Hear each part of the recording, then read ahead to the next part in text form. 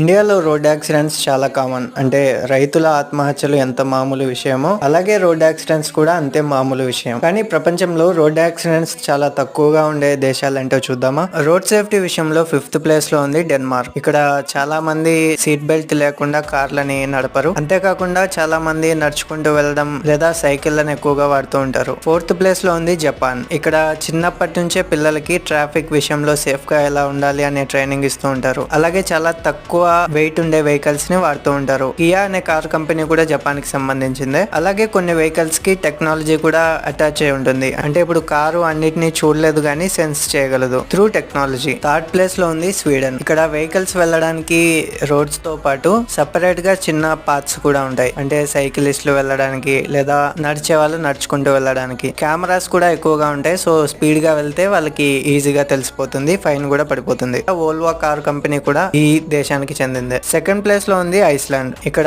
ఎవరు పెద్దగా ఉండరు కదా, రోడ్ యాక్సిడెంట్స్ ఎలా జరుగుతాయని మీరు అనుకోవచ్చు. కానీ ఇక్కడ వెదర్ కండిషన్స్ అంతగా బాగుండవు. అలాగే కొత్త కొత్త ఫారెన్ నుంచి వచ్చే టూరిస్టులు కూడా ఎక్కువ మంది వెహికల్స్ ని డ్రైవింగ్ చేస్తూ ఉంటారు. అలాగే ఇక్కడ అన్ని కొండలే ఉండడం వల్ల రోడ్లు కూడా సరిగా ఉండవు. అయినా కూడా రోడ్ యాక్సిడెంట్స్ చాలా తక్కువగా జరుగుతాయి. ఇంకా టాప్ 1 ప్లేస్ లో ఉంది నార్వే. ఇక్కడ చట్టాలు చాలా కఠినంగా ఉంటాయి. తాగి అస్సలు డ్రైవ్ చేయకూడదు.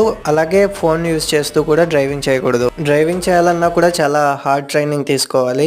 ఎలా పడితే అలా నడిపి లైసెన్స్ కోసం ట్రై చేస్తే ఇవ్వరు. అండ్ ఒకవేళ రోడ్ యాక్సిడెంట్ జరిగితే మామూలు యాక్సిడెంటే కదా అని వదిలేకుండా దాని గురించి ఇన్వెస్టిగేషన్ చేసి అలాంటిది మళ్ళీ జరగకుండా ఉండేలా చర్యలు తీసుకుంటారు.